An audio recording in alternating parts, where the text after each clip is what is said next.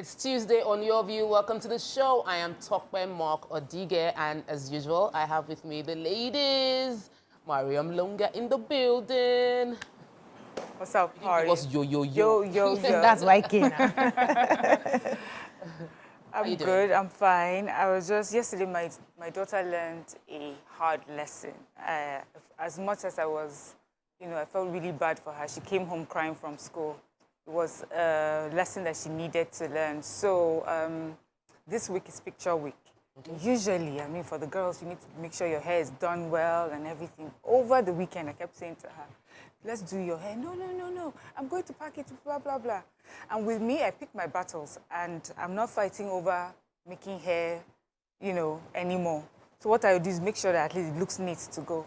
And yesterday, she said her head mistress had called a group of girls for a video, and she wanted her to be in it. But because her hair wasn't made nicely, she was not part of the video. She came home really crying. But a part of me, I was like, well, I hope you have learned your lesson. She was like, yes. I said, next time when I say, let's do this, you know why I'm asking. She was like, yes.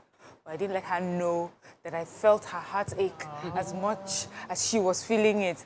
And, it reminds me, for all of us doing this parenting thing, that sometimes we're quick to want to protect them from the consequences of some things, and then they don't learn it when they're children. They'll have to learn it as adults. So sometimes allow them. Let them feel the pain now, learn from it, so that the bigger ones, when they come, they're ready to, they know what to do. So, coping mechanisms. They are building their coping mechanisms. Resilience. Yes. And all of that. That's a very good lesson. It is. So similar thing happened in my house this morning.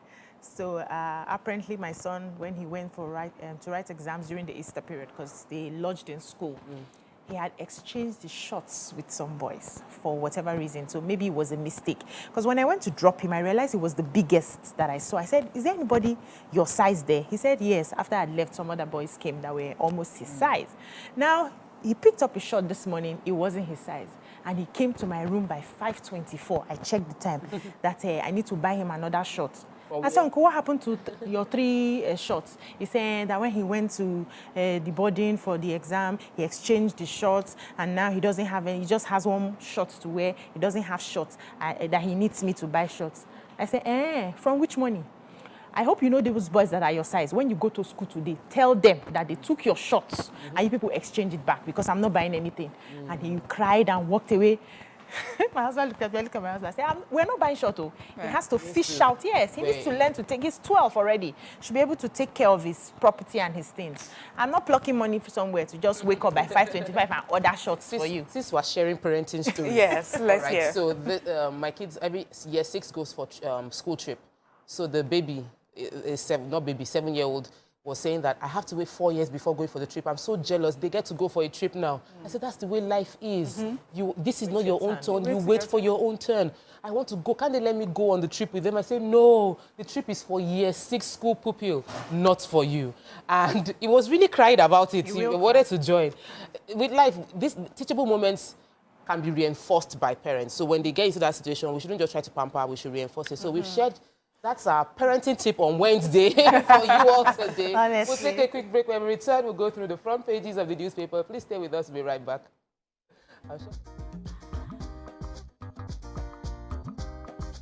Stay tuned. Your View will be right back. Thanks for staying with us. We are going to be starting front page review today with The Nation. Major headline. Adamawa, police quiz, detain REC, INEC commissioners. Yunusari gives self up at Force Headquarters, says, I have no regrets. And in other news, we have 57.4 million BVNs linked to bank accounts, 7,500 on the watch list. Obi admits making phone call to Oyedepo, my UK airport experience as well. And in other news, NSIA launches firm to deliver healthcare expansion. First batch of Nigerians expected from Sudan today.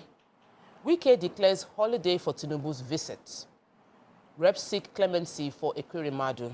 So what story are we starting with? The BRT driver in Lagos train accident at the very bottom. Oh, yes, yeah. Driver that. who slammed bus into train in So Lagos. we all remember that very sad story. So the bus driver has been, was before the Ikeja Ikeja High Court and has been remanded at the Nigerian Correctional Service for his involvement in that tragic accident. So I don't know if we all remember his name. Let me see. Somebody Osibajo. I always remember the surname because same as. So he has been was arraigned on a 16-count charge bordering on involuntary manslaughter and grievous harm, although he pleaded not guilty, but he's being kept in jail until his hearing. It was submitted that he ignored warning signals and ran into an incoming train and negligently killed 6 persons. Their names were mentioned in the report, and also inflicted grievous harm on 10 persons. And so we'll be hearing over, the cause of the prosecution. When they're in court. That's the cause of the judgment or the case. As it goes. Yes, as it goes. We would hear how it turns out because he's pleading not guilty. I wonder how that will work out. I'm quite interested in that. Okay, now. So the Labour Party presidential candidate, Peter Obi, yesterday admitted that he phoned the eminent cleric, Bishop David Oyedepo, and he said that the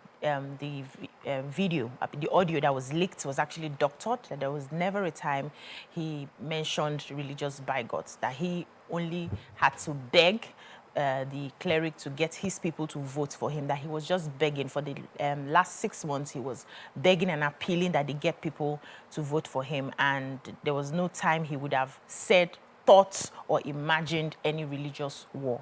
And he also said that he is not a religious bigot, that he was a non-Muslim who sent more, as a governor, who sent many people to more Muslims to Mecca. And he wants to work for Nigeria, so he can never find himself in a situation where he is looking after the different religions. After all, his vice, who was the vice presidential candidate as well, was a Muslim, and they worked well together. Then he talked about his UK. There was this rumor that he was detained in the UK. He said he was not detained in the UK. It was just their regular routine checks that was being done. And they, told him that I think some imposters were using his name and he had to be careful. But that didn't take more than 20 minutes. And there was nothing like him being detained. He's been traveling. He was in UK for a long time. He has the permanent residence there. They know him there. He's been traveling. Nothing. He has never been accosted by any official on any crime that he has committed. So the Senate yesterday had their Committee on Interior investigate the delay in issuance of passports. Anybody in Nigeria that wants to get a new passport can testify to how difficult it has been.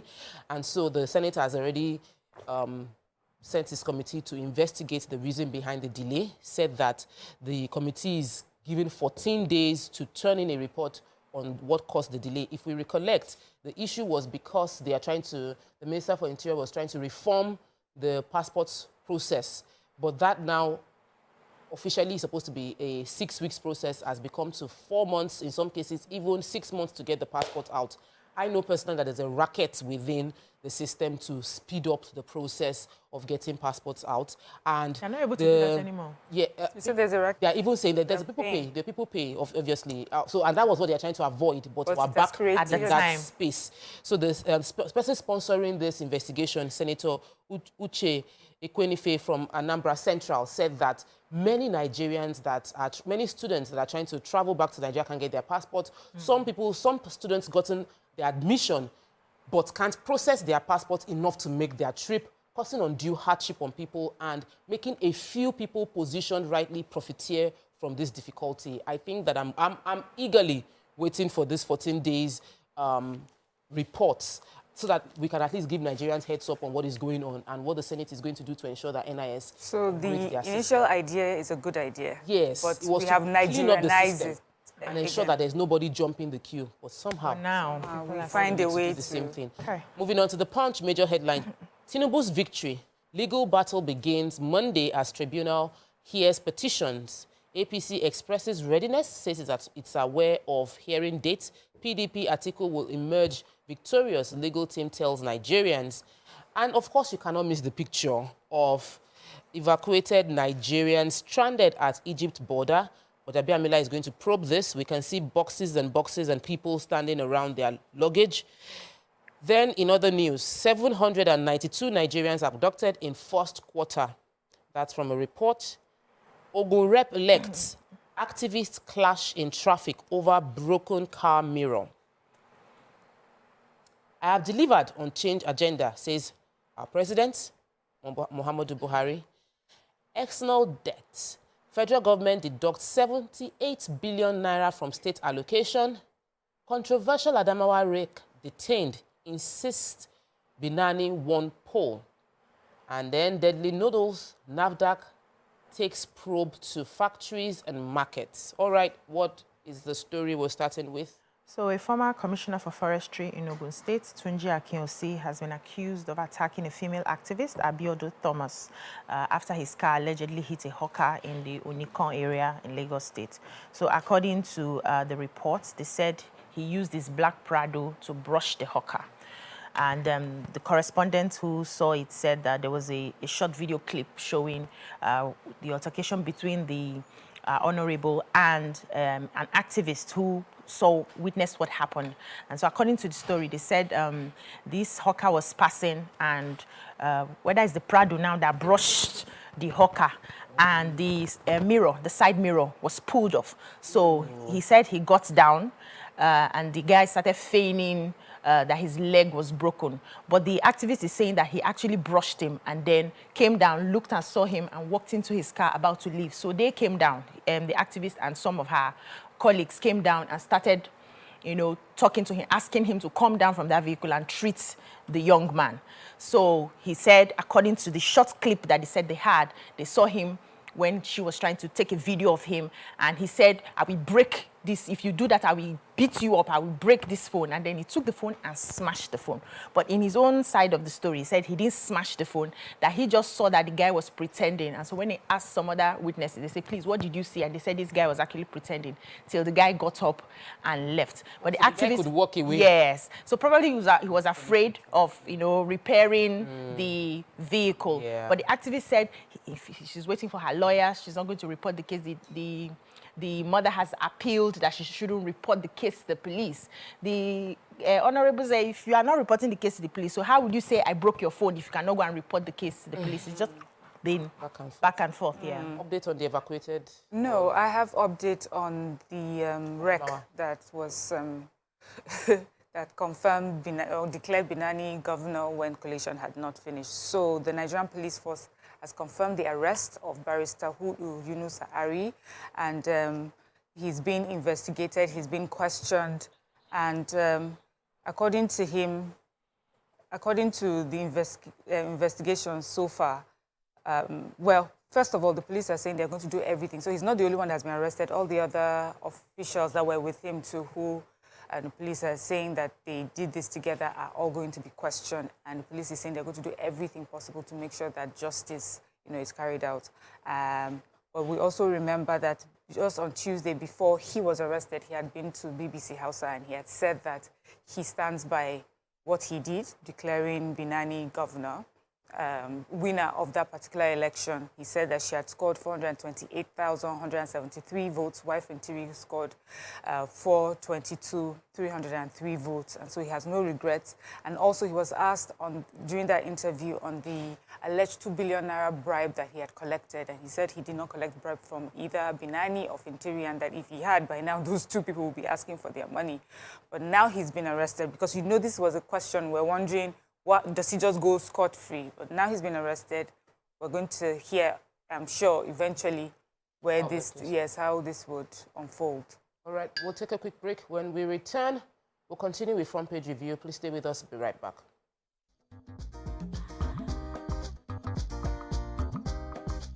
Stay tuned. Your View will be right back.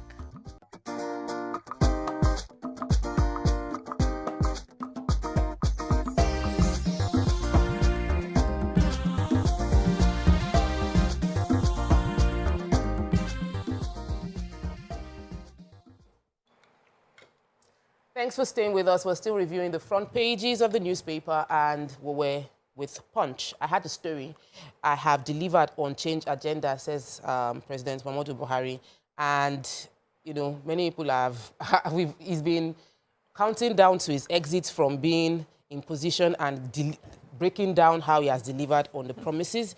The president appraising his performance, I like they said, appraising his regime's performance in office at the inauguration of the Zuba Abuja housing estate. He mentioned that his presidency had delivered on the change promise and listing a few of the things they've done. Spoke about the fact that they've provided housing targeting at people within the targeting multi-dimensional poverty challenges that Nigerians are facing. That new owners are going to take possession of that home and be able to have those benefits. He also listed other things that he believes the administration has delivered on. He said he broke down that they've already spent a lot of money constructing roads within the country, that the history of contemporary Nigeria would not be complete without mentioning the things that his presidency has achieved in the country. Then there was a lot of time given to attacking the opposition. Yeah, opposition. What do you mean by a lot of time?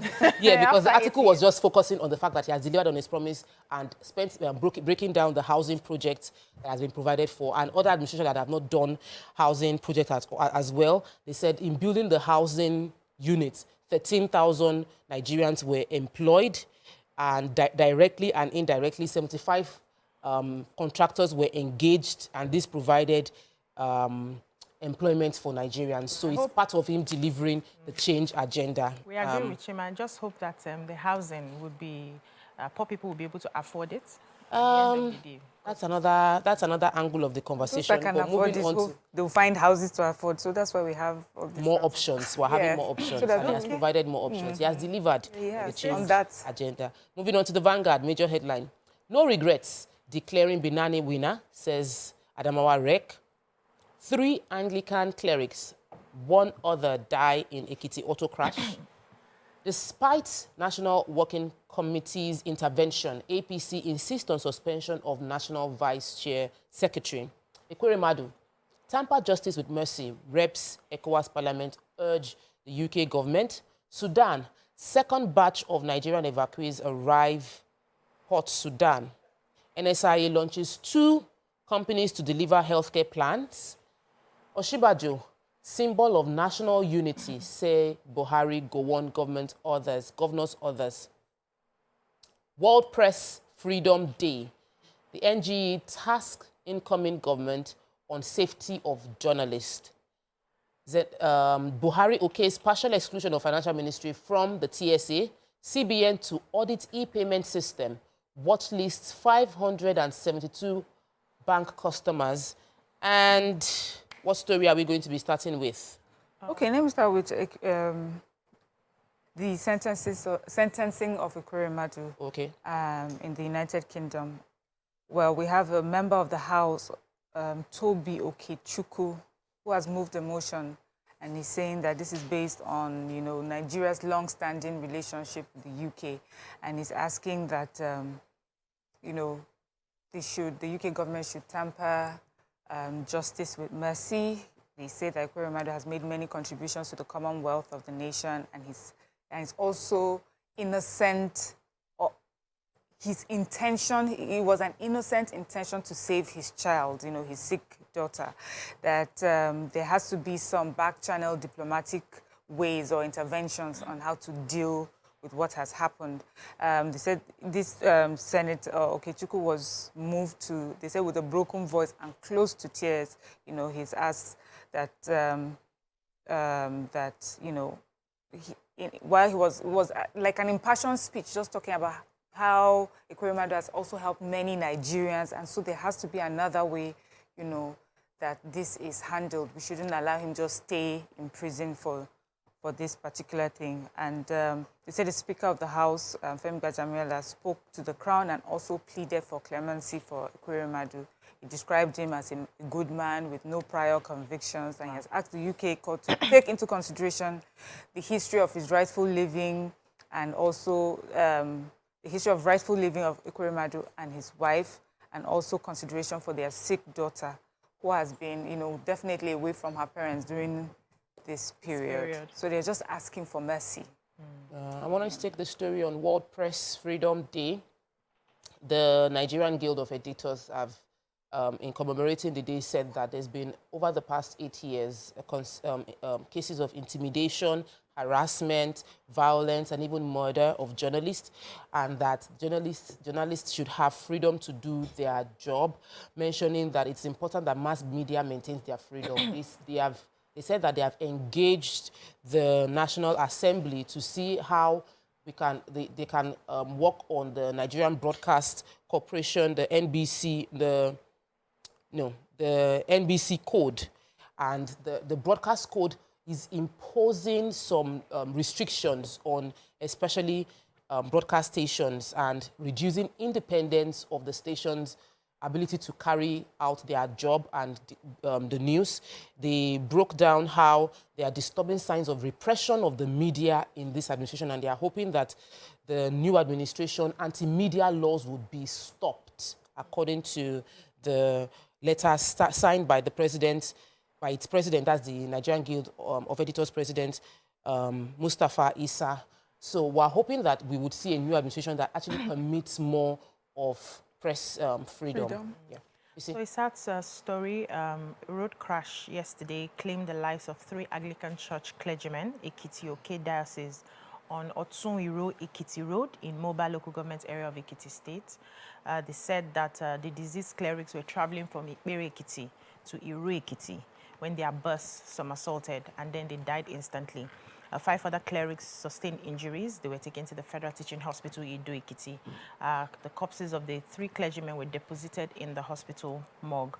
They also said another reverend, Felix Okeowo, was transferred from St. Peter's Anglican Church, Ikpere Ekiti, was on his way to assume duty in the new station in Iro Ekiti when the incident occurred. The other 2 clerics, Reverend Arije of St. James Anglican Church, Eda, Oniyo Ekiti, and Reverend Omotosho of St. Mary's Anglican Church, Ewu Ekiti. And another relative of one of the late Reverend Okeowo, identified as Mrs. Cecilia. All of them died in the crash. It's just so painful. So you were going to say the story? Yeah, so CBN yesterday says it will audit the nation's payment system in order to cope with future growth in the electronic banking transaction. Anyway, in summary, it noticed the spike that happened during this Naira redesign issue and cashless policy. So there was a spike in e-transactions. And they said, oh, well, this is not the first time it has happened. Even during COVID, there was that spike. And so they need to audit to see how mature we are, infrastructurally, and what needs to be done. So that's basically what they were saying. But also they said that about 572 bank customers, their BVN there's been a ban on e-payments based on their BVN because of fraudulent activity. So this group of people can no longer carry out e-transactions. They have to go to their bank branches to carry out transactions until they are properly audited. Final paper for today. I'll just take the stories that we haven't mentioned. Have we taken the Sudan? First batch of stranded Nigerians arrive in Abuja today.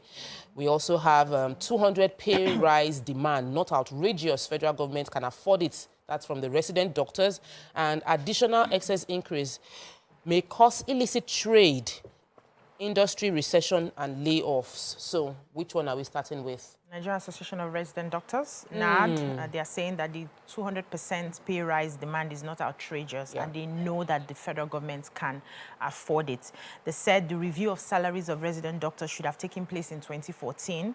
And, if you have to add the rising inflation since that time to this time now, it's been giving them a lot of economic shock. And so they have to increase to that amount of money. So on April 29th, they had given a 2-week ultimatum to the federal government to commence the implementation of all the pending agreements with the doctors, or else they will embark on a nationwide strike. So resident doctors know the state of our accounts, and they know that... Yes, but the government had offered them 25%, and they say the inflation will not be able to cover that for them. So. All right, that's all we can take on Front Page Review for today. When we return, we'll continue with the show. Stay with us. We'll be right back.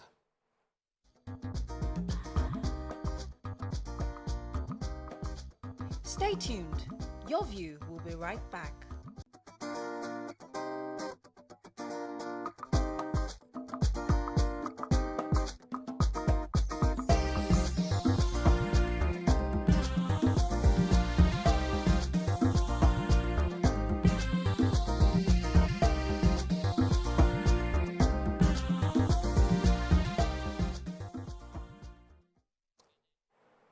Welcome back and thanks for staying with us.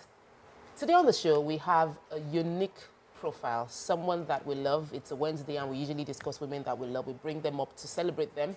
She is a top Nigerian fashion icon and the CEO of Arabelle Exclusive Islamic Materials. Welcome to the show, Alhaja Sharafa Abiola Andu. Welcome, welcome, welcome, Ma. Thank you very much. I don't think there's anyone that is in that space that hasn't heard about Arabelle. Even I have heard about Arabelle and would like to talk about how you got into such a niche. Like this is, you're not just gifting, you're not just doing, you have niched into the Islamic line and you've grown over the years. So how did you get started? How did Arabelle start? Yeah, that's a very long story because Arabelle started about 25 years ago. It will be 25 years, Wow. as a matter of fact, in November. Wow. And you know, that time back then, there were not many shops selling Islamic materials, and there was a need for it. So, you know, when there's a dearth of something, you have to be able to provide a solution, and that was what I did. Have an Islamic shop, create a niche for myself, and then it has paid off, and a lot of people found it very, very useful. You're looking for a gift, you're looking for something to wear Islamically, you know where to always go and get it. And that is the story of Arabelle in a nutshell. So, you know, when you want to do business and you decide to carve a niche, for some people, they already have the niche in their head before they set out in the business. For others, they start and then stumble into creating something to differentiate themselves. How was it for you? I knew I wanted to do an Arabelle. I want an Islamic store. So it wasn't as if I stumbled into it, it was purposeful. Then, but how it grew just came out of the, I know I didn't plan that. I just thought I was just going to do something small. Yes, something small, quietly, just to satisfy myself and to my conscience. And then it became what it is today. You go everywhere, and it's actually, you know, it has actually opened doors. You go everywhere, and it's, oh, Arabelle, we've heard of Arabelle. It's been around for so long.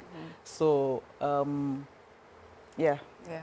So I know that even though Arabelle is associated, or a lot of people see it as just the gifting, the Islamic gifting line, you have done much more with it. It has, as you using your words, it has opened doors to so many other things. I hear you're into production of TV, movie.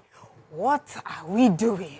It is so many things. Yes, you know, having a shop like Arabelle, you know, you can do a lot, and there's so much to do in this our space.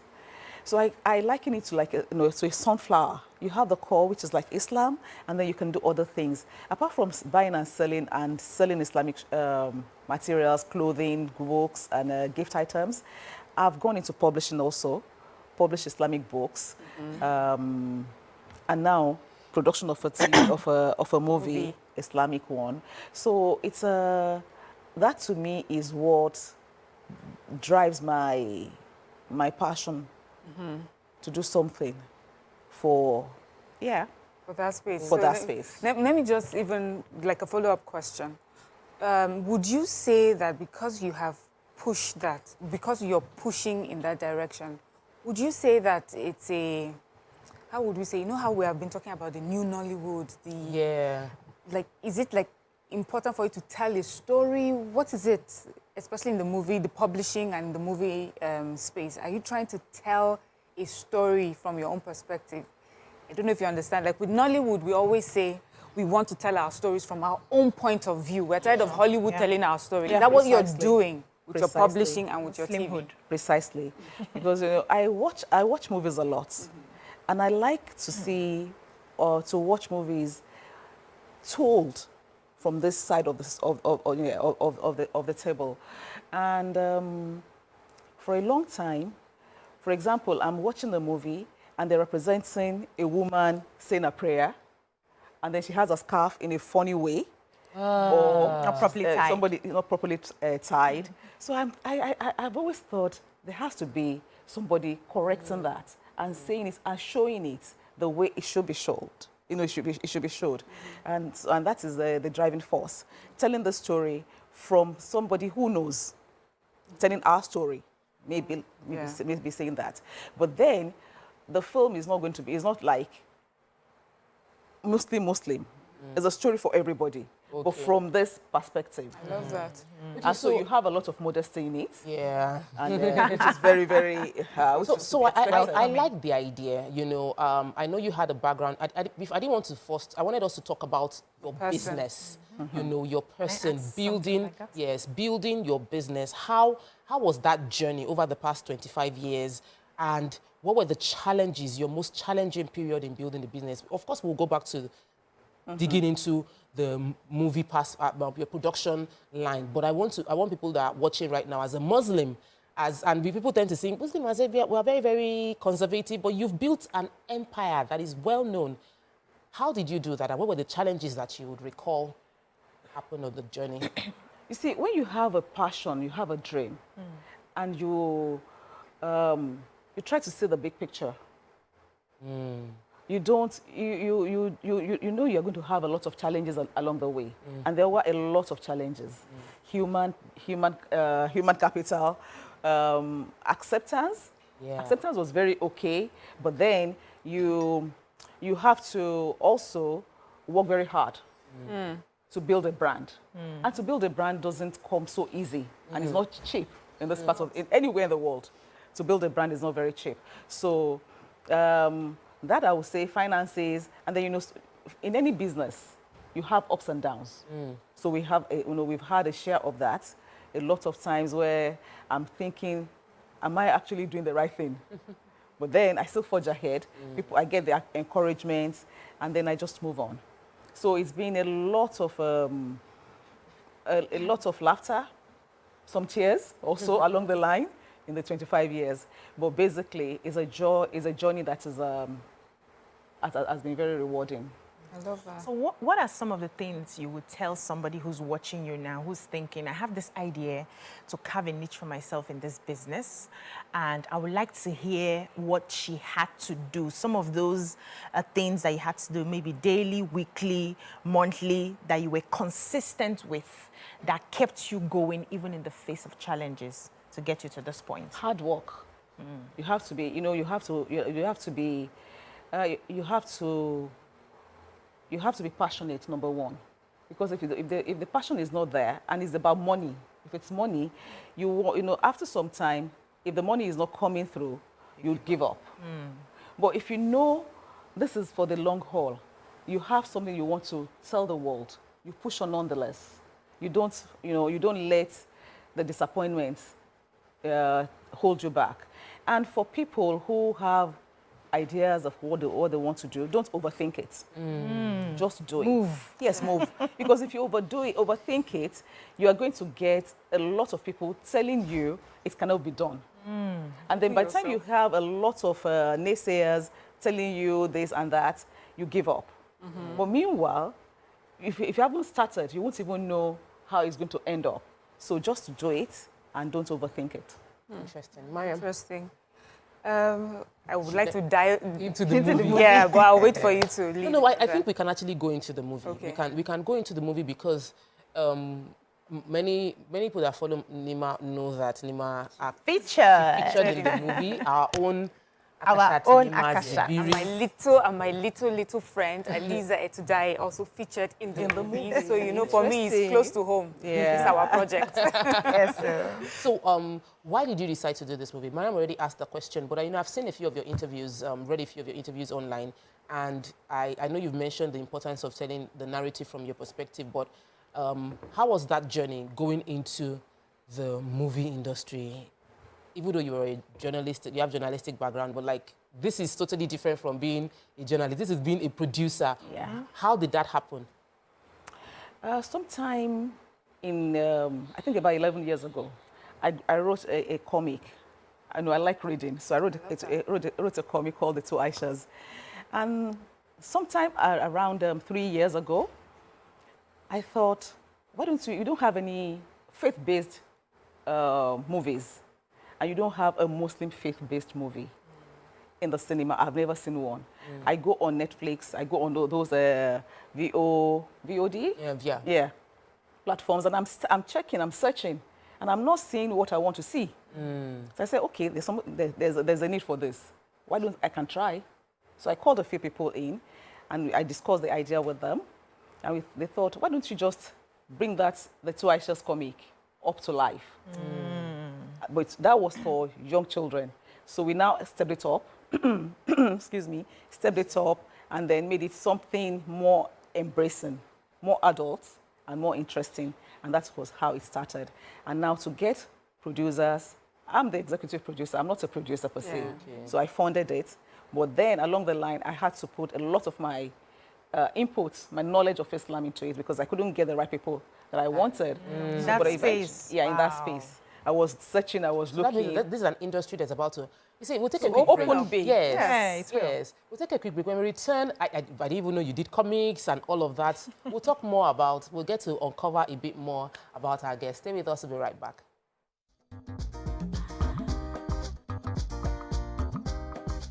Stay tuned. Your View will be right back.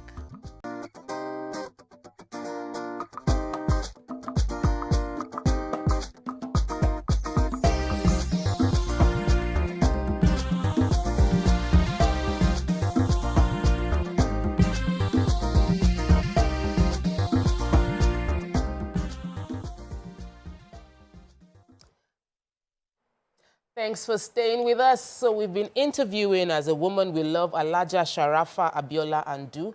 She's the CEO of Arabelle and the producer of The Two Aisha, where our own Nima featured in that movie. So it's the first of its kind Islamic faith-based movie, and we've been trying to uncover how that journey, what started and how it started and how it's been going. So yeah, I think at the point now I want to find out how is it going? Okay, before we went on break, we said telling the story from our side of the issue. So I'll start with mentioning my name from my side of the it's Sharifa, not Sharifa. Oh, not Sharafa, it's Sharifa. Sharifa. Yeah, spelled differently, but Sharifa. So now, how did it? How is it going? How is it going? Interesting. The movie industry, right? Yes. Yes. The Two Aishas. The Two Aishas. How would you say people are receiving it so far? So you started because you had written a comic, remember? You were telling us. And then and you've now brought it to life. What would you say, has been how people are receiving it so far? Yeah, it's very, it's like something that people have been thirsty for.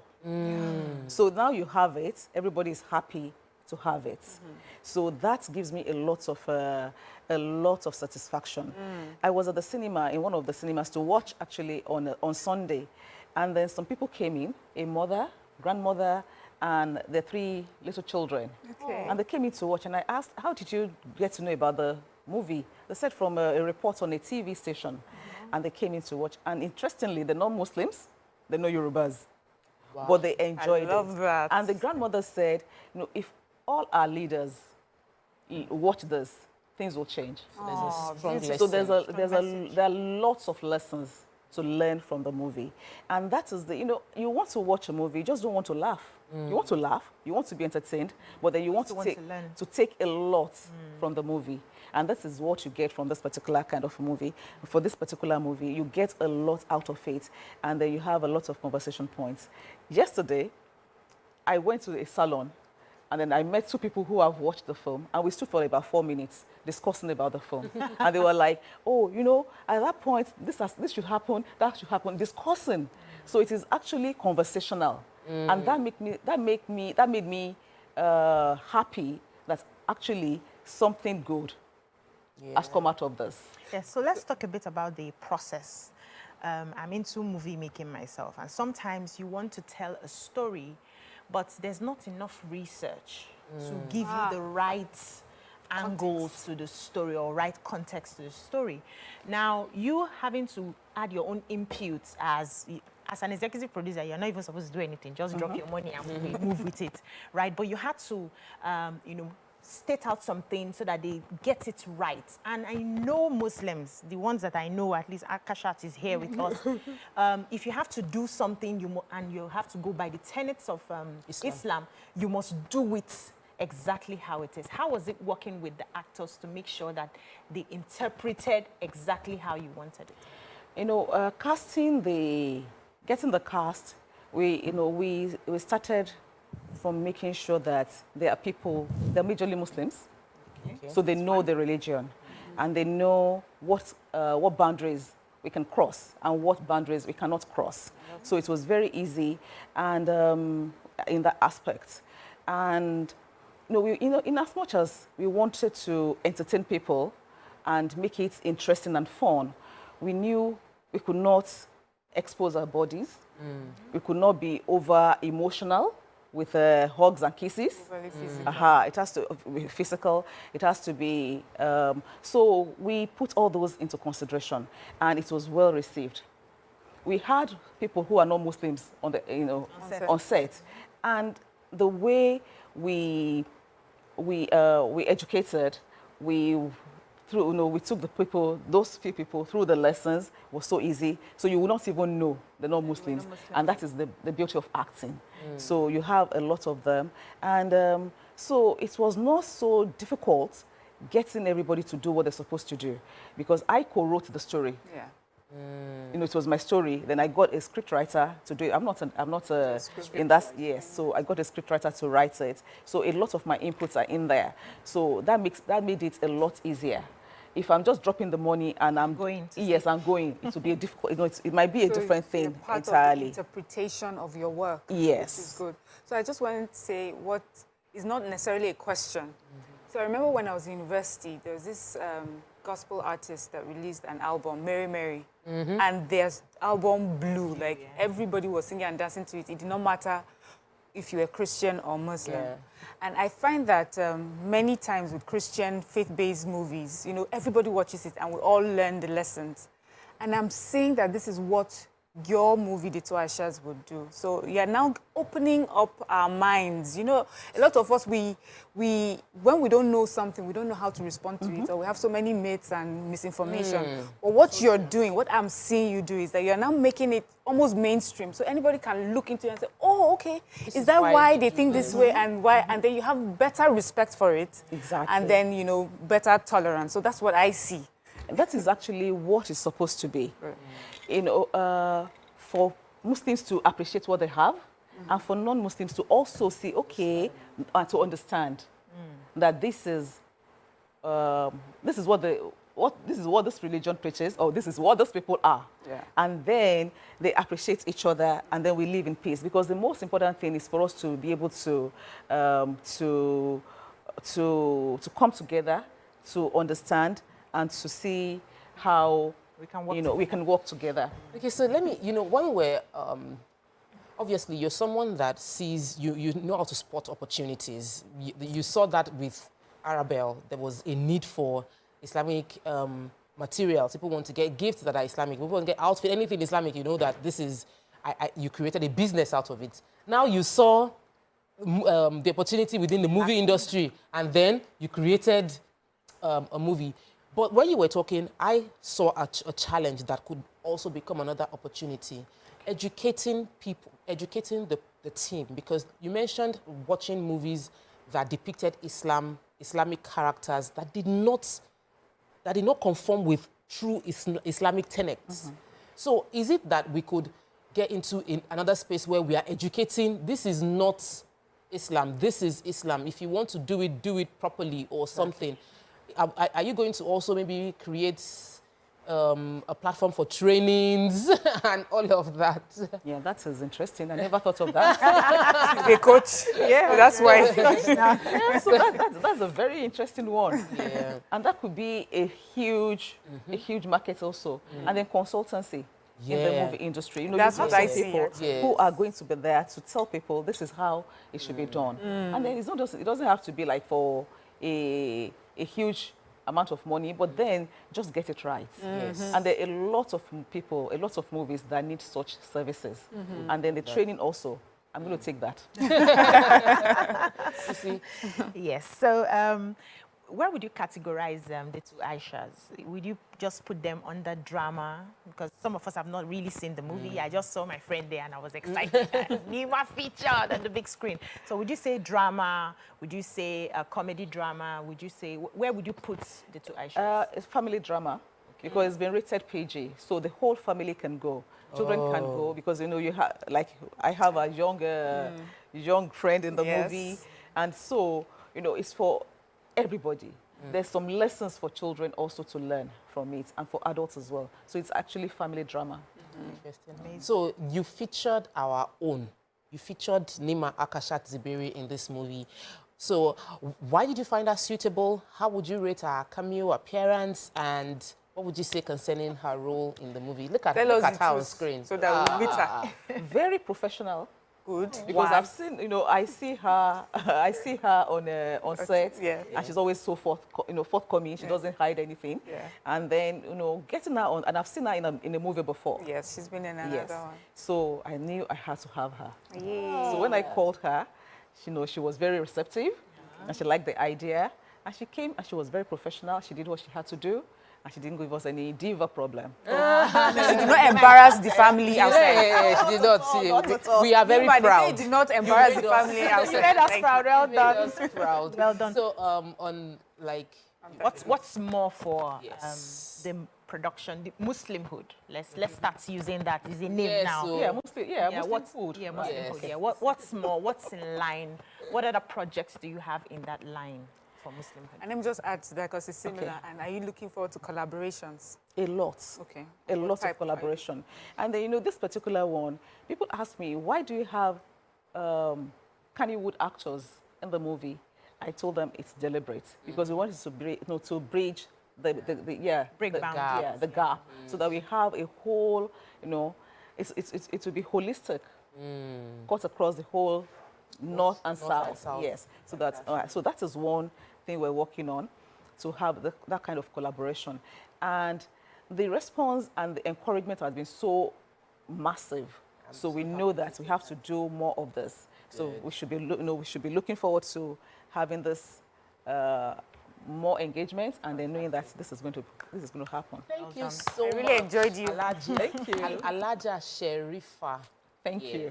Alaja Sherifa Abiola Andu. Thank you so much for coming on the show. Thank you for putting together this movie that shows representation of Islam, you know, and yet entertaining and educational. So you can go watch it in the cinemas. We've learned a lot from you about spotting opportunities and pioneering new industries. Wow. Amazing. Well done, ma. Well done. Thank you so much. We'll take a quick break. When we return, we'll continue with the show. Stay with us. We'll be right back.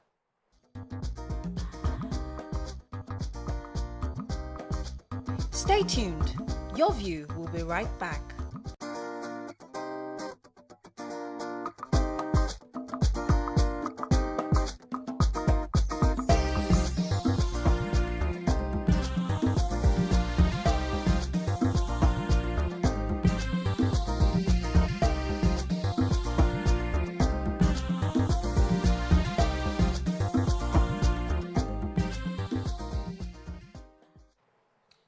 Thanks for staying with us. Joining us now is an award-winning fellow of ICANN and ACCA. She is an accounting graduate of Olabisi Onabanjo University, who is now based in the UK and was the former chairman of ICANN UK District. Her background is mainly in UK public and charitable sector, where she's worked as a financial director and non-executive director of various UK organizations. Welcome, Ibironke Adeagbo, as she shares with us about a passion for the out-of-school children in Nigeria. Welcome, man. Thanks. Welcome. Thanks. Thank you. Wow, Thanks your for CV having me. is Loaded.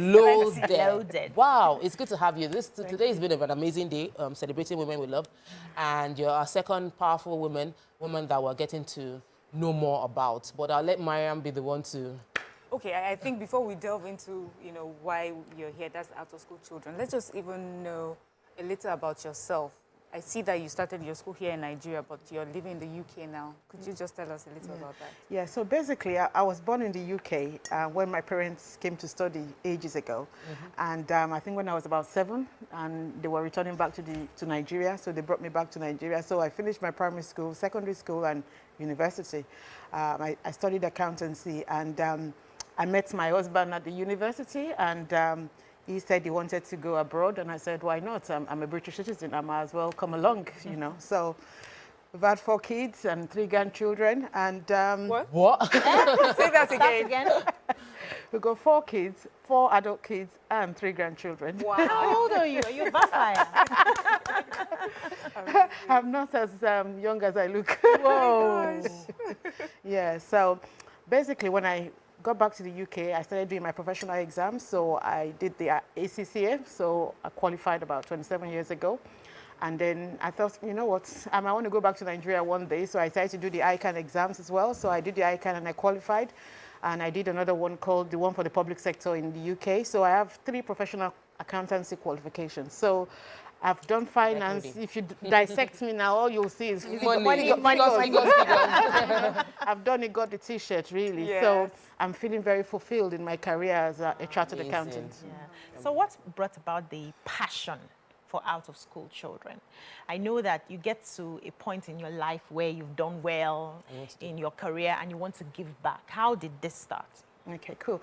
Good question. So basically, I used to work in the education sector in the UK. I used to be like a deputy principal and director of corporate services. So I was responsible for the non-academic side of the school, so finance, HR, IT, and things like that. And one of my responsibilities is to make sure we can balance the books and get our money from the government. And in the UK, the way the government fund education is based on the number of students you've got. So if you don't recruit enough students, and if you don't retain them, you will not get the money. So on one hand, 50% of the funding is because you recruited the student. 50% is for you to retain that child to finish that course. So if you recruit the child and you don't retain the child drops out, you only get 50% of the funding. So you can imagine, as a director of finance, it became a challenge for me. I had a responsibility to make sure we recruit enough students and we also retain them till the end of the program. Otherwise, it will mess up our finances. So what we had to do is to have initiative in place to make sure we are, all these children that are not going to school, we get them into our school, and also make sure we incentivize them to remain in education. You understand? So sometimes I'm going around this teacher saying, please, that child should not leave. You must teach them well, and they must pass, and they must remain. You understand? And people are thinking, am I crazy? Why am I bothered about that? I'm not a teacher at the end of the day. But for me, it's about balancing the books. So relate that to Nigeria. So I normally come on Nigeria on holidays. So there was a day I was driving on the 3rd Mainland Bridge around 7 o'clock at night, and there was a 5-year-old boy on 3rd Mainland Bridge at 7 o'clock at night wanting to sell me handkerchiefs. And I said, what are you doing? Do you go to school? What are you doing at this time? It's dangerous on 3rd Mainland Bridge. He said he doesn't go to school. Why? His parents are poor. So I said, you know what? How much is all those handkerchiefs? He told me. I said, I'll buy everything, you know. Where do you live? He said, Warren Shoki. I said, okay, do you mind coming into my car? I'm going to take you home to your parents. I want to understand what a 5-year-old boy is doing on 3rd Mainland Bridge. 5-year-old boy. And not going to school. So obviously he was motivated because I paid him the money, was excited and everything. So he got in the car and I drove him down to Oworoshoki to his parents. And I said, why is your child on the street this night? He said, if he doesn't sell those handkerchiefs, there's no food for him tonight to eat. You know? And I'm saying, but that's dangerous. Don't you care that you might lose him? Expose him to that sort of danger? And why isn't he going to school? He said, even to eat is a problem, never mind going to school. So I said, if I decide to start paying for this child's school, would you allow the child to go to school? He said, of course, yes, I will do that, we'll do that. And then I started paying for that child's medication, just that one child. And then I had this moral dilemma, whereby I'm thinking, I'm going back to the UK. I'm there trying to make sure every British child is going to school, you know, and stay in school. And I come to my country, and children are roaming around the streets, and there's nothing I can do about it. So it became a moral dilemma for me that, you know what, charity begins from home. Before I start picking up the kids in the UK, why don't I start doing that also in Nigeria? So that's how we set up the foundation. We got it registered in the UK, got it registered in Nigeria as well, and then we raise funds from the UK, and then basically we go on the streets, pick up these children. When we see them on the street hawking around, we pick them up, take them to their parents, say, we will pay for their fees.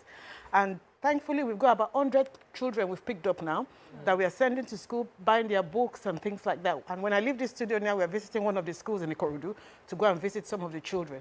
So we intend to pick up more children, you know, raise more funds from the diaspora, pick up more children and make sure they go to school. Now, my vision is that the reason why we have lots of insecurity in Nigeria at the moment is because many children in those days were on the street, they didn't go to school, so they have no skills now to sell. So they have to resort to crime. So if we don't want the same level of insecurity, we need to start dealing with those out-of-school children, those children roaming the street. UNESCO says the number of out-of-school children in Nigeria is 20.2 million. 20.2 million is about 10% of the total population. How can you afford to just look away with this number of children roaming the street? These children, they won't, if they haven't got education, they will not be economically active. They will resort to crime. They won't be paying taxes because, you know, if you have those 20 million in school and they are earning, they will be paying taxes into the government coffers. It will improve social mobility and it will eliminate poverty. So I thought it's a silver bullet to solving half of Nigeria's problem. I had goosebumps. Awesome. You know, it's such an inspiring conversation we've had so far. Hearing your story, and even with the earlier guests, hearing stories of you seeing a problem and you're not thinking it's somebody else's responsibility, but it's teaching us to take responsibility and keep finding a way to solve the problem. But from the beginning of your conversation, you highlighted something that I think is inherently wrong with our system. And I'm wondering if I can engage you to see how we can look at how to solve the problem from that perspective. You as a civil servant, quote and unquote, in the Nigerian sector, you'll be a civil servant in the education ministry in the UK then, handling the finances, but your job was to, in order to do your job, children must be in school. How do we bring that Here. to play here, where within the system itself is an incentive to the schools to ensure that they retain their students? Have you tried engaging the government? What would you think is a framework that can work for us to have that working here? Yeah. Good question. So we've tried to engage the government severally. I mean, in my opinion, there isn't the political will for such things to happen. However, I'm hopeful because the new government coming in, as part of their manifesto, they said they will set up a unit for out-of-school children because that number is alarming. So they're going to set up an out-of-school unit, like a parastatus, that will make sure, you know, children are not roaming the street when they're supposed to be in school. You know, so we are hoping that we can work with the incoming government to make sure we reduce these 20.2 million children to almost zero, you know. So we are prepared to bring funds from the UK because sometimes funds is usually a problem. You understand? So we are happy to support the incoming government with finances to make sure we reduce that number. It is embarrassing. We are even one of the highest in the world. You know, we really need to do something about it. So I'm listening to you and I'm saying, okay, the way it is in Nigeria, I know that Nigeria is doing some things where they're feeding children in schools, and that's their own way of saying, okay, at least we can get them to come to school and stay in school, you know, to eat. But we've heard so many stories about how it's not really working, the children are not really getting the food, the caterers are not really giving as much food as they should. And here you are talking about bringing funds to Nigeria. And I always say with Nigerians, sometimes, I know, yes, there's an issue with funding, but sometimes it's also issue with the way we do things. So we get the funds and it's diverted. Are you going to also find a way to, you know, it's almost like ungrateful to say that you are going to bring the funds and say, I want you to be involved in making sure that the funds go where it's needed and not diverted. Do you get what I mean? I mean, you're Nigerian, you understand these things that happen here. And we have a real life experience of that. I mean, because we work all over Nigeria. So we went to Nasarawa State to an IDP camp because we have lots of children in IDP camp that are not having any form of education. So we came with teachers, books, resources, and we went to the IDP camp to meet those children. We brought food and things like that all the way. And we distributed it to all the children and their family.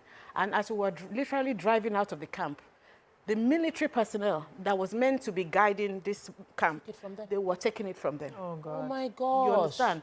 And we thought, hang on, this is just unbelievable. You understand? So it happens a lot. It's not acceptable. The government must make sure there is very strong penalties.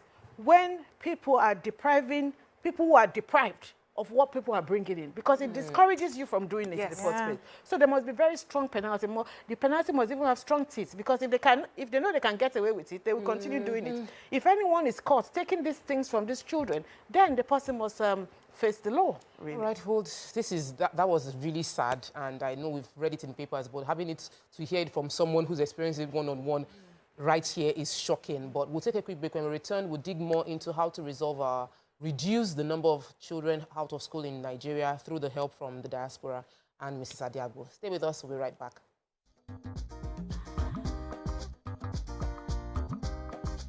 Stay tuned. Your View will be right back.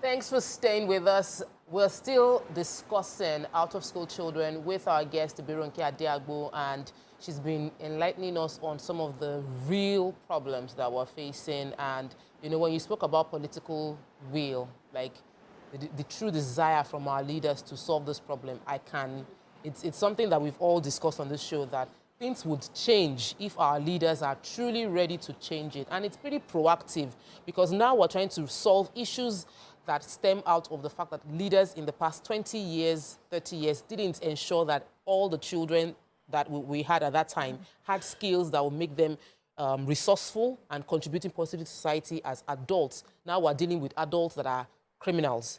So in the next 20 years, if we don't deal with the children now, we would have adults that are criminals.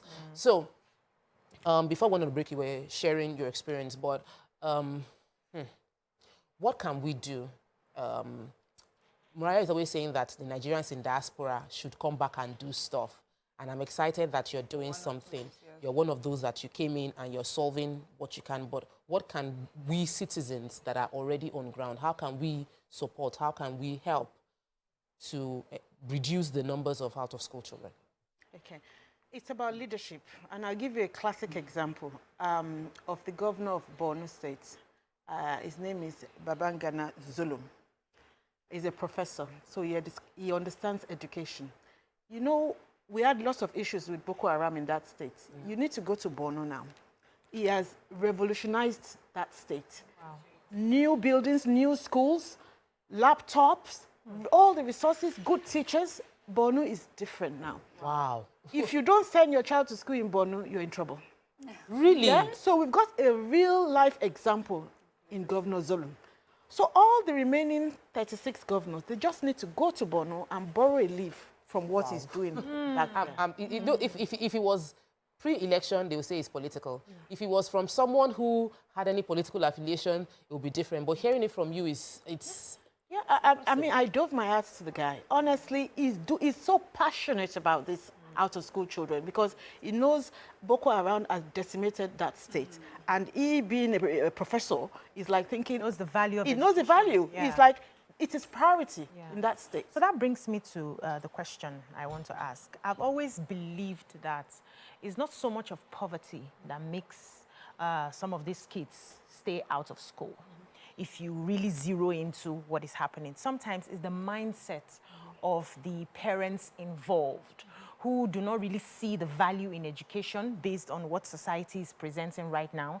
And they feel, why do I want to spend my money? Even when he gets a job, when he's done, how much will be his salary? How much is minimum wage? So why don't we go to the streets and hustle it out? How do we begin to help these parents to understand that education still has value? Okay, so basically you can't give what you don't have. Most parents that behave like that, they too are not educated, because if they're educated, they won't be depriving their own child for being educated. And sometimes even some of our educated parents as well, sometimes they act in a similar fashion. You understand? I'm a living example of that. I remember when, after I finished primary and secondary school and I was going to go to university, I actually scored brilliantly well in my JAM and cleared all my WAEC and GCSE and everything. And I was taken for accountancy. I scored high, I think about 270 something in JAM. And I went for accountancy. I was taken for accountancy. And my father said to me that, you know what, accountancy is a tough subject. It's not for women.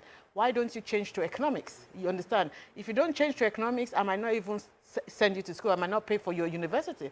And I said to him that this is my passion. Accountancy is my passion, and that's what I'm going to do.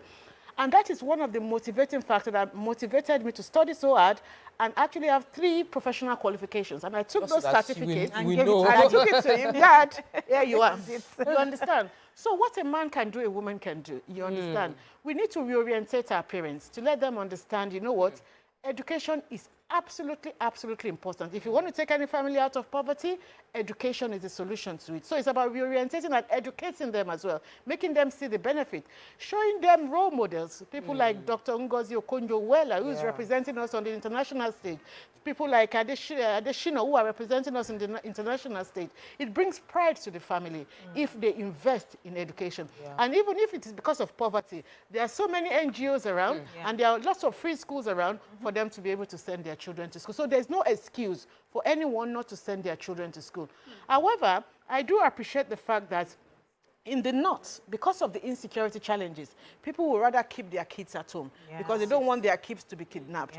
The onus then falls on the government to try and make sure they give parents confidence and make sure the country is well secured for parents to freely release their kids to go to school and get education. So now we've spoken about, you know, funding from diaspora, but I would like to find out, like, what are the systems that are in place that help you to keep the children in school in the UK, and do you think it's something that can be translated here? Good. Okay, so that's an interesting one. So basically what's happened is that, as I said, for me to do my budgeting and all that, I need to be sure that these kids, we will recruit an X number of students, be fully subscribed, and also make sure we retain them to the end of the program. So what we did is we incentivized the teachers, saying to them that if that child in your class, if that child starts and finishes, you know, there's a bit of carrot with dangle, you know, a bit of honorarium, which you're going to get.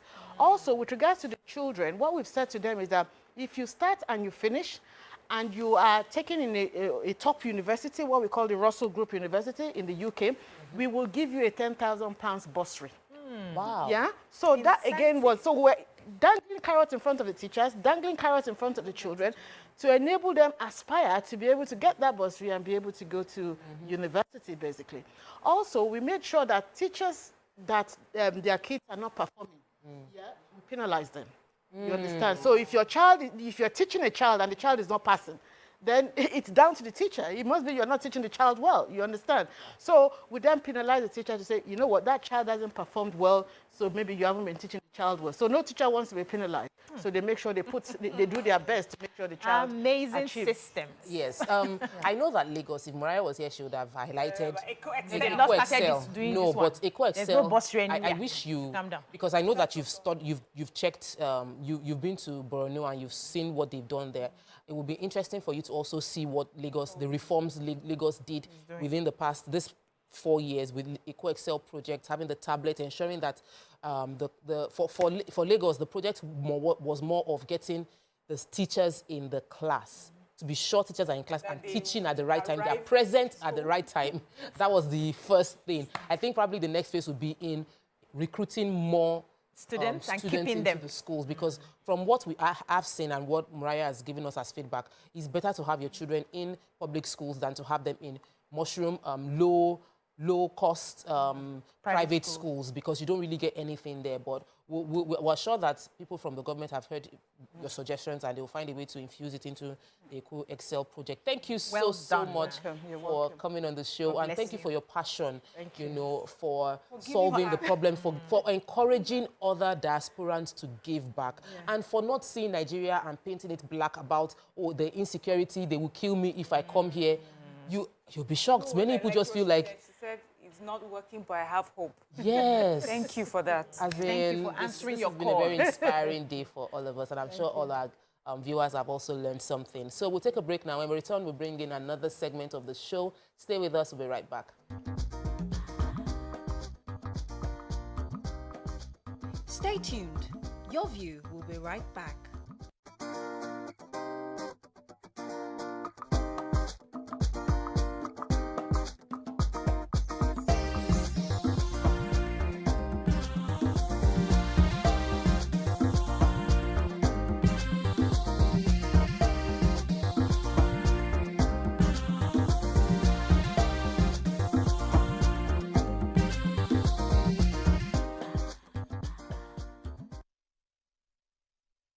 Welcome back and thanks for staying with us. Continuing with the show, we're going to be bringing in another guest. Her name is Mrs. Margaret Arinola Adeyileka. She's a Nigerian businesswoman. She has 2 retail stores retailing fashion outfits, and she has an adult child residing in the US.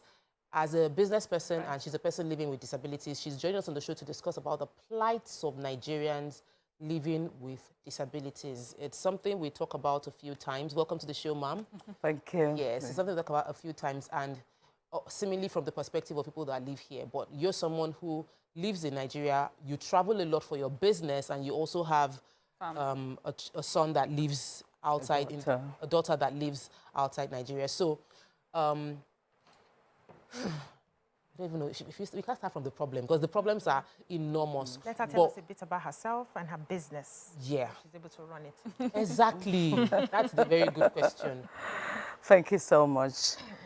Well, my name is Arinola Adeyileka. I'm the CEO and MD of Sharon Clothing. I have a branch in Okwebi and Alausa. Yeah. Living with disability and running my business, it's a very big challenge.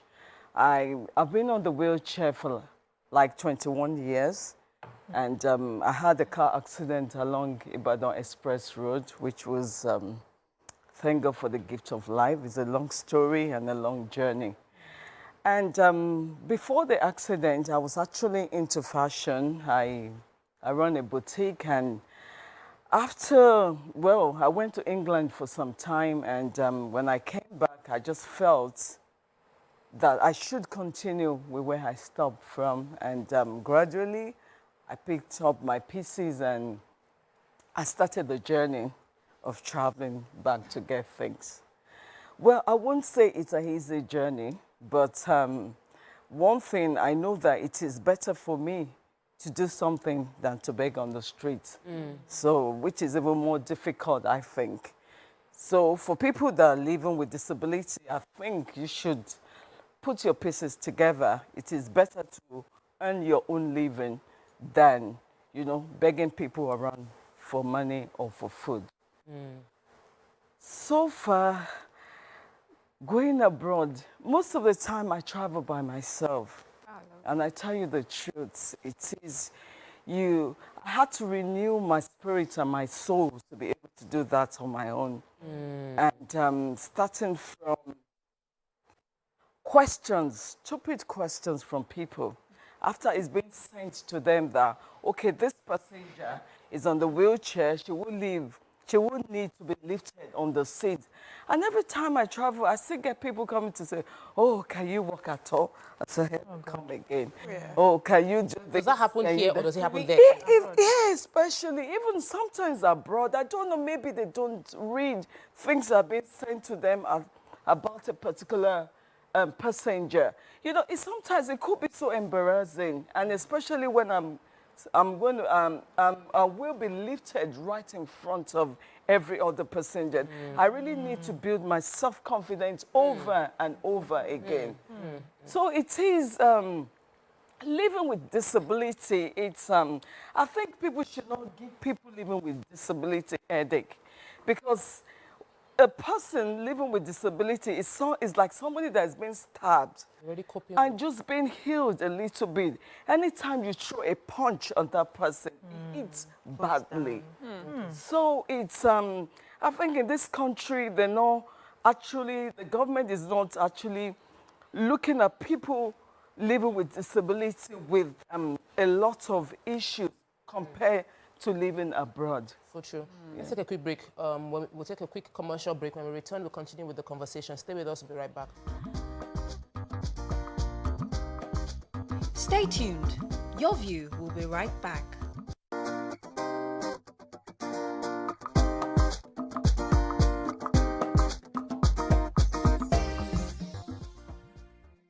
Welcome and thanks for staying with us. We still have Mrs. Margaret and Adeyileka. And we've been discussing the plight of Nigerians living with disabilities, and you've been sharing your travel experience with us. But you know, I would really like to talk a bit about your ability to run two businesses, you know, because we don't often get to interview people that are living with disabilities, and they have the courage, which we must celebrate, and the tenacity to, despite the obvious challenges that are present in Nigeria, make room for their own success. And so how is it been running two fashion outlets? And what are the highs? Positives, yes. Yes, what are the highs? Well, number one, I have to give it to my mom. Yeah. You know, it's born out of her bringing. I grew up knowing that I really have to be responsible, no matter what. Like from my own experience, I had my child when I was 18, and life has really thrown a lot of things to me. And I have learned in life. I sent my daughter to school in England at the age of 28.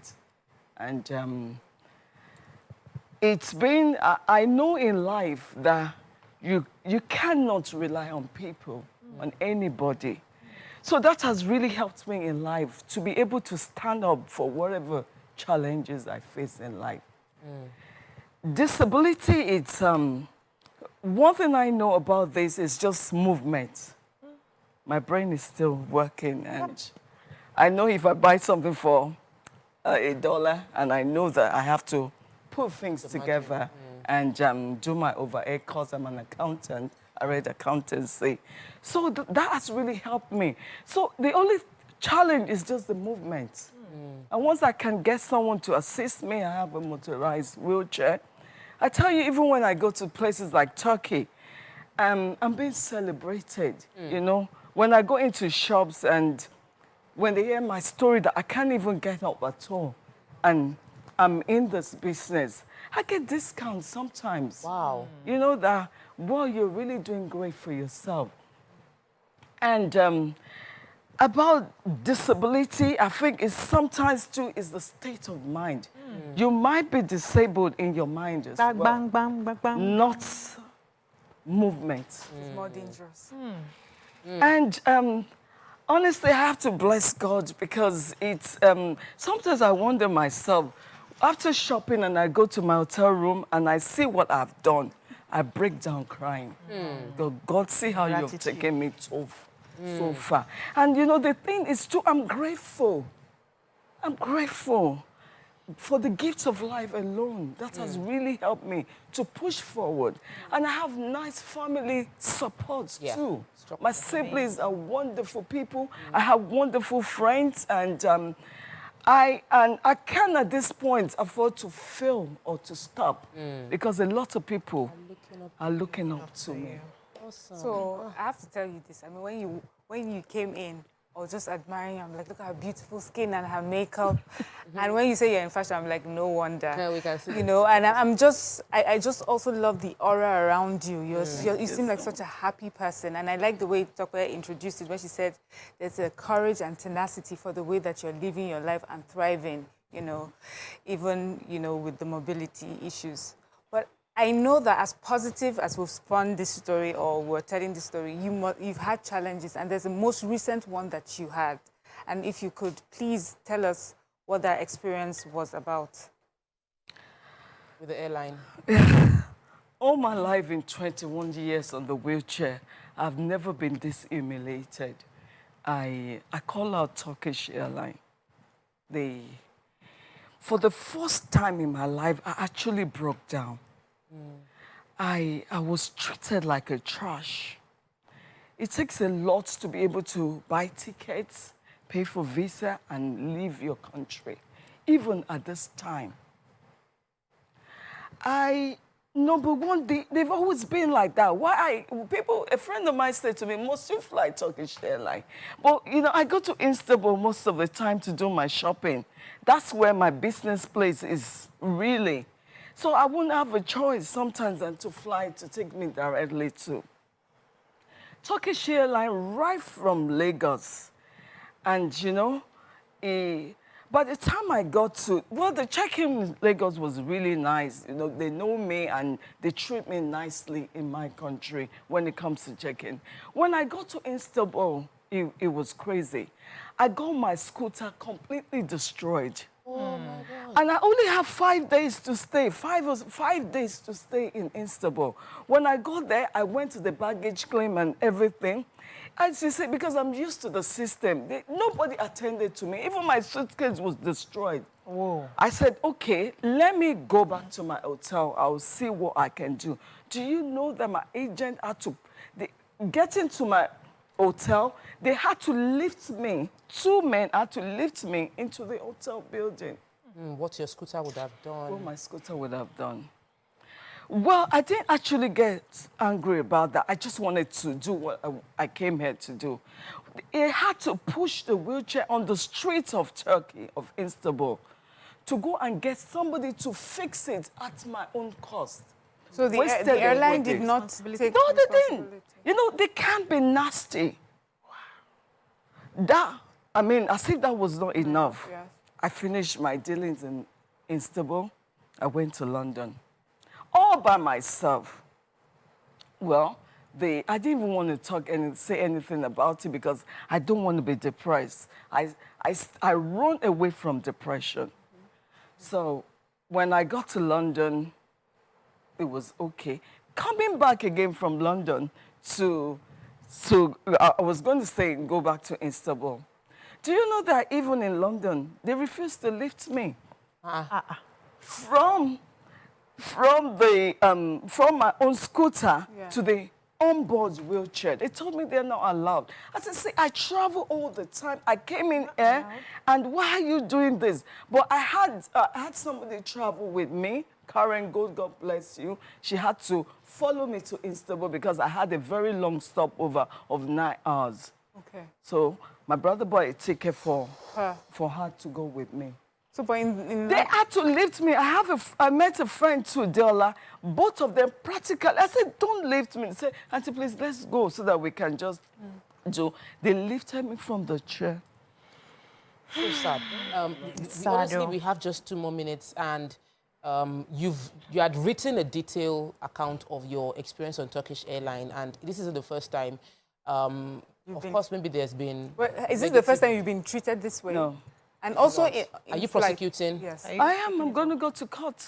Okay. I mean, that's not the peak of it, hell. Yes, because in flight there was. When the one that was so annoying was when I got on board, and virtually I got on board, and you know they brought the wheelchair scooter. They were supposed to pull me through. I told them when they do the seating. I mean, let me just cut the story short. The next thing is I couldn't fit in on the high through the onboard wheelchair.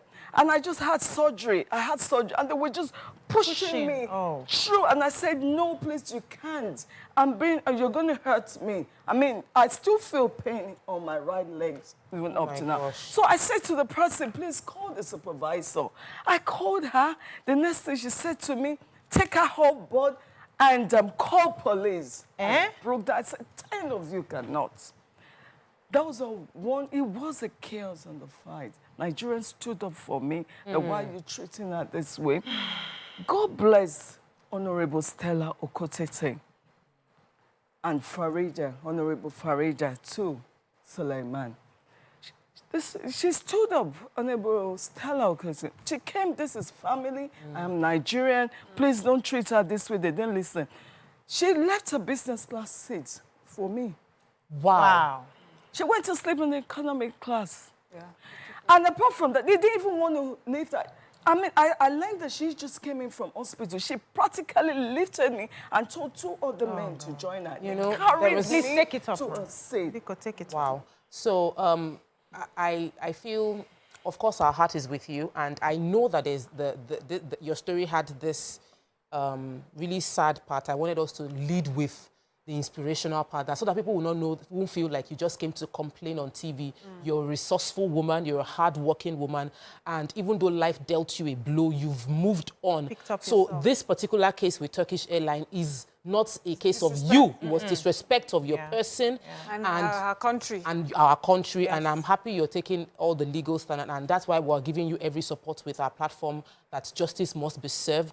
And I'm happy that you're still standing up on your goals and fighting for your rights. And I pray that other people living with disability are being encouraged not to give up despite the challenges they are going to go through. Thank you for sharing your story with us, and we cannot wait to hear the second side when you get a proper compensation for the stress they put you through. Yes. You know, that's all we can take on today's show. It's been Women Will Love Wednesday like never before, and we've had many inspiring stories. Thank you for joining us on the show today. Thank you, ladies, and thank you to our guests Thank you, all Tope. through the show.